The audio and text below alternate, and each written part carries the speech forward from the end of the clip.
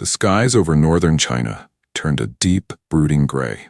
By nightfall, the heavens opened with a force not seen in decades. What began as steady rainfall soon transformed into a relentless torrent, pounding Hebei Province and Beijing with an intensity that stunned even seasoned meteorologists. For 2 days, the storm refused to let up. It poured and poured until rivers swelled like beasts unleashed, hillsides collapsed into deadly slides, and whole villages vanished beneath walls of rushing water. By the morning of July 27th, northern China was facing one of its most severe summer flood disasters in living memory. Hebei Province, bordering Beijing, bore the brunt of nature's fury.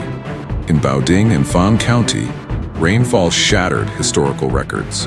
At one local weather station in Fan County, observers measured a staggering 145 millimeters of rain in just 1 hour. Over the course of 8 hours, more than 540 millimeters fell. Nearly the average annual total condensed into a single night. It was too much for the land to bear. Roads disappeared beneath rushing currents. Crops and fields that had fed generations were ripped away, leaving behind nothing but mud and ruin.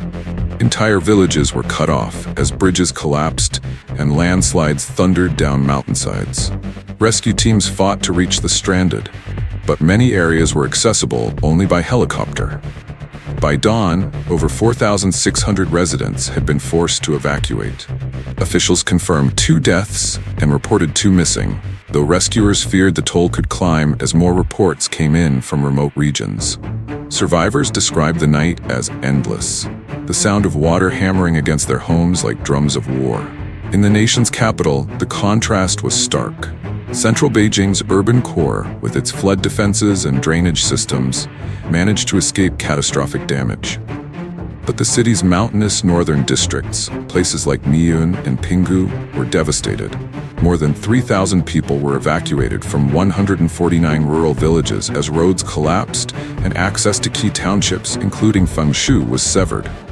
Landslides buried pathways, communications went dark, and the hum of city life gave way to silence, broken only by the roar of water and the crack of shifting earth. The Miyun Reservoir, Beijing's largest water source and a critical lifeline for the city's 22 million residents, swelled under record inflows.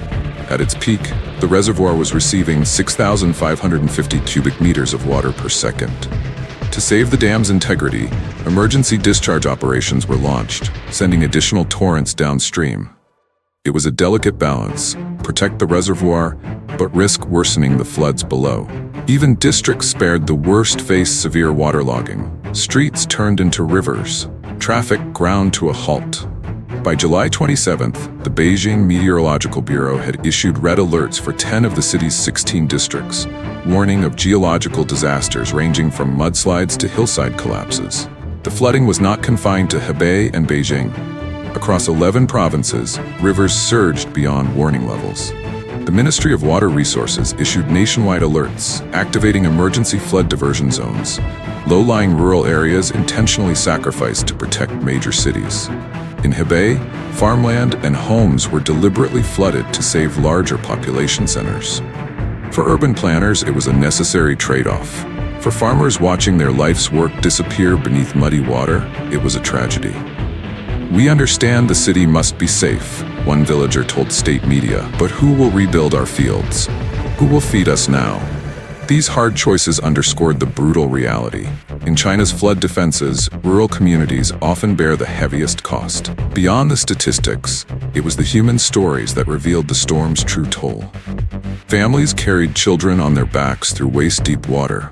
Elderly residents were hauled out of crumbling homes on stretchers. Rescue helicopters hovered over isolated rooftops, winching stranded villagers to safety one by one. Communication blackouts made coordination nearly impossible. In some cut-off valleys, residents used signal fires and flashlights to attract rescuers. Drone footage showed entire roads torn apart like ribbons of paper. Relief workers relied on satellite phones, trudging through mud with supplies of food, medicine, and drinking water. Despite the chaos, there were small victories. In one village outside Miyun, rescuers reached a stranded kindergarten just as floodwaters breached the playground walls. All 42 children were airlifted to safety. "We thought the night would never end," one teacher said tearfully. For experts, None of this came as a surprise. Earlier in the summer, meteorologists had warned that northern China faced elevated flood risks due to abnormal monsoon behavior.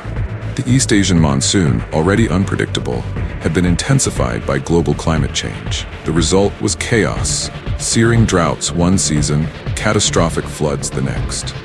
"We are seeing the fingerprints of climate change all over this event," said one hydrologist. "Rainfall is not just heavier, it's faster, more concentrated, and more destructive." The floods of July 26 to 27th echoed the disasters of 2023, when Beijing also endured deadly summer rains. The comparison was unavoidable.